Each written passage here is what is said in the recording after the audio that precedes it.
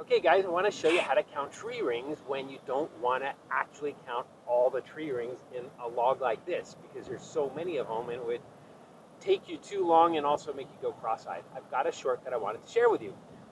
So here's a log found on the beach. Someone cut it and then it got washed away, then it got washed up, and here it is. And I'm curious how old this chunk of wood is. So if you zoom in right here, you can point out the actual tree rings.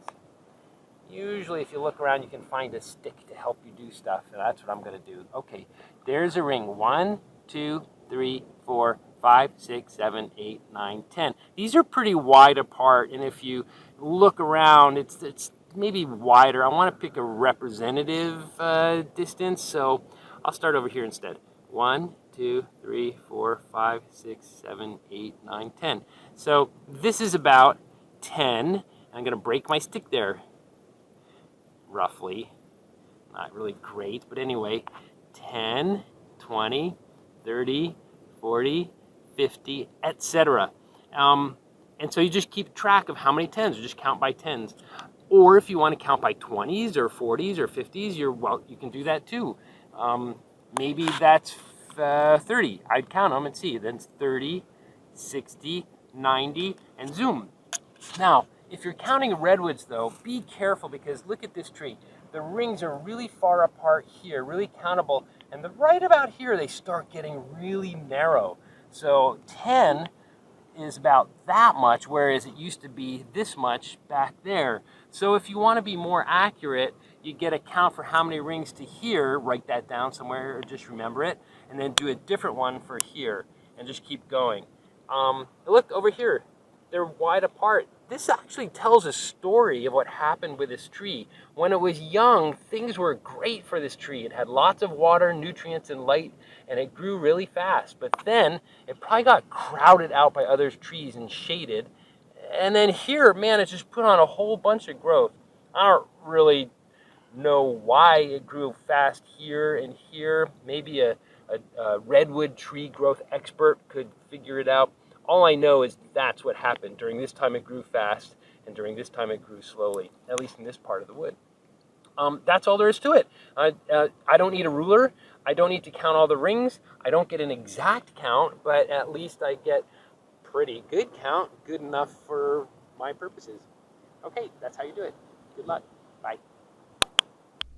So I made that video about how to count tree rings quick and dirty out in the field if you're just like mildly curious about how old this particular log is. And part of me kind of got itchy about that, because sometimes you might want a better number than that. And so I threw together this very quick presentation for you. How to count tree rings in case you have a situation like this. So full disclosure, I live in a house that's about 100 years old. And 100 years, so this is 2020, so 100 years, it was built in 1920. And that was, that was just 10 or so years after the big, well, 15 years after the big earthquake in San Francisco. Logging was starting to get, pretty big time. I mean, it was a major industry on the North Coast along with fishing. And wasn't quite at the levels of after the World War II, but still pretty big. Anyway, my house and many of the houses in Humboldt County were built, anything that old, they were all built of redwood pretty much, because it's a soft wood, it's super easy to mill, it's super abundant. It was super abundant back then. It still is, only not old growth redwood. So it's what houses were built of. So I do remodeling and I pull things apart and I see the redwood, and I grab that stuff. It's precious now. 95% of all those old growth trees have been cut and turned into lumber or whatever, and are hiding inside buildings just like mine. And it's almost irreplaceable. You can go buy old growth redwood, and I invite you to go to some of our lumber outlets here and look for it and check the prices. They're super expensive now. So anyway, I hold on to this stuff not because it's super valuable monetarily, just because I don't know, it's super valuable to me as a legacy for what used to be here. Anyway, if you are the kind of person like me who teaches a course like this, you see redwood and you think about it and you're curious about it. And I was curious about how old this is. Just a 2x4. So this is actually not a true 2x4.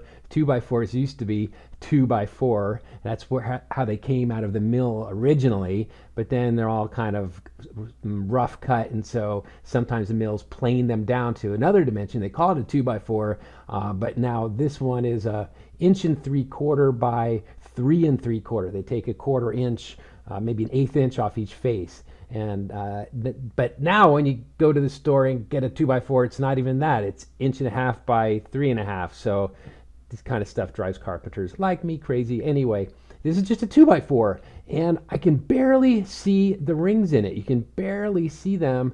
And I just cut that other video on how to count tree rings. I'm looking at this, and I thought, hey, wouldn't my students be interested in counting this?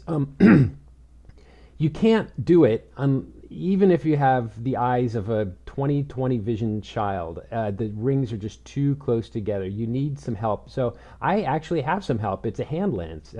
Hold on, I'll show you my hand lens. Here it is. Here it is.